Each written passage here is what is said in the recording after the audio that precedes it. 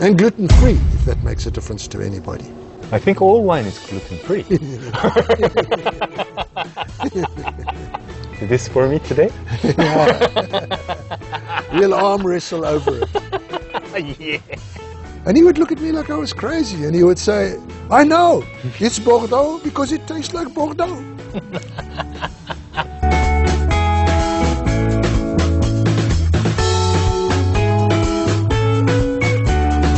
Today, let's learn about how to read and understand wine labels. Okay. After all, the label is supposed to tell you what you're drinking. We prepared 5 different wines from different countries. Then we begin from American wine. Would you explain about this label?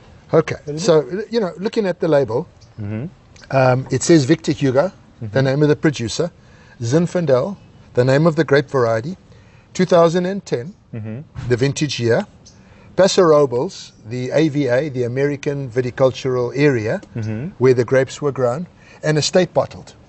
Maybe for the beginners, it could be difficult to understand what is grape variety and what the winery's name is, or what the region's name is. It is true. Unfortunately, you know, like everything else, you need to have a little bit of knowledge. You need to become a little bit educated. So if it says estate bottled in America, does it mean it's bottled in that winery? It means that he made it and bottled it on the estate. It does not mean in America that the grapes actually are from the estate, although in this case they are. I see. Not necessarily. Not necessarily. So American label is relatively easy. Relatively easy to understand. Yeah. And the second one, it's French one, right? That is correct. If you see the label itself, it only says Linard-Contier, Champagne, and Brie. So if you don't have any knowledge about Champagne itself, you cannot understand anything in this. That is true. In terms of the information that you get from the bottle, for somebody who has spent a little bit of time around wine, for people like Jay and myself, for example, almost everything we need to know about that wine is there. It tells you that it was made by a cooperative in France. Other bottles will have information on them like NM, which means negotiant, manipulant. So that's a guy who buys grapes and then makes them into wine. Manipulant, who sort of doesn't necessarily make the wine, but does the blending and the bottling. Or in R, negociant récoltant. Récoltant is the one who actually makes the wine. And so you might see those labels on a bottle. So it's as important for what you can read just by reading a couple of lines on there as what you can read. It's as important to know what's behind it. Unlike this, which pretty much gives you everything right up front. To understand it, at least you know what Brie means. You have to know what brut is. You know that brut is dry. So Brie, sec, dry, all mean dry, right? That's true, except in Champagne, where sec is actually not dry. It means dry, but it's actually slightly sweeter than brut. You know, they want you to understand what you're getting in the bottle. And the third one, it's Italian wine. It's Italian wine. Yeah. And what is it? So this is Rosso di Montalcino from a winery called Cupano. And this is their 2004 rendition of Rosso di Montalcino. Rosso di Montalcino, meaning the red wine of Montalcino. So the idea basically is Rosso inferior to Brunello? Rosso is lighter, easier to drink. And so in many ways, Rosso does not replace Brunello. But if you check the label itself, it just says Rosso di Montalcino and Cupano. Right. Italia, 2004, the vintage, and the alcohol percentage. Yes. Right. But then you know everything there, because you know by the fact what I just told you. You know it comes from Rosso di Montalcino, which you know is a hilltop in Tuscany. You know that it's made 100% from Sangiovese Grosso, and you know that it's a minimum of 1 year's aging. But you have to understand the DOC to know that. Rosso means red. Vino Rosso, red wine. So it sounds like table wine, right? Like red table wine. And no, it's not just red table wine. There's a lot of what goes into it here. This is some of the most expensive. This wine is made on land that is some of the most expensive in Italy for the production of red wine. Is this for me today? We'll arm wrestle over it. Yeah. So let's go to the fourth wine. Okay. So the fourth one is German one, right? Right. And that's a particularly simple German label. I thought we would start with the simple one. The wine in that bottle is not simple, but the label is a relatively simple one. And could you explain about this Sure. label? So this label says Merdinger. Now, this wine comes from Baden, which I'll show you on the back. So it says here, Merdinger, 2015, Weingut, von der Mark, Spätburgunder. Okay. So Merdinger is the town in Baden from which the grapes were sourced. Okay. 2015, obviously the vintage. Weingut, estate. Von der Mark, the name of the estate, which happens to be the name of the owner and wine producer. And Spätburgunder is the German name for Pinot Noir. Germany is becoming extremely famous for Pinot Noir. You said this is a relatively easy German label, right? That's a relatively easy one. But Because if you don't speak German, none of it you can understand. This is true. So what is the most important information on this label? The most important information on the label for me Which word? is the Spätburgunder. Everybody wants to know, you know, when you go into a restaurant or a bar or whatever, and they say to you, would you like a glass of wine? What do most people say? Some people say, bring me a glass of white wine, or bring me a glass of red wine, or rosé, or bubbly. But most people will say, bring me a Chardonnay, bring me a Cabernet. Do you have a Pinot Noir? So the most important part of this label is Spätburgunder. You're drinking Pinot Noir.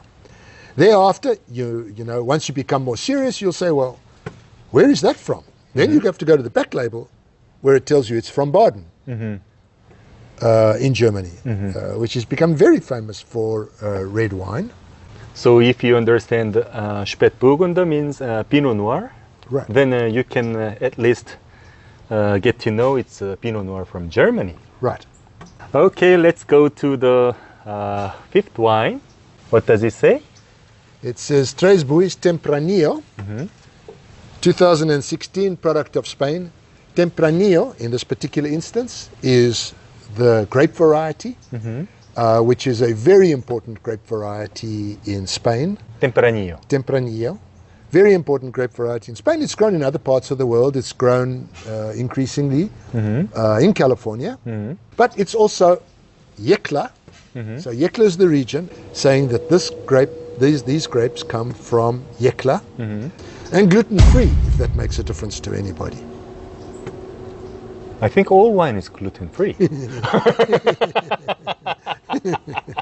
I have a neighbor who is very sensitive to gluten, and he drinks a lot of wine. And what is the most important information on this label? On this label, on the front label, the most important information for me is Tempranillo.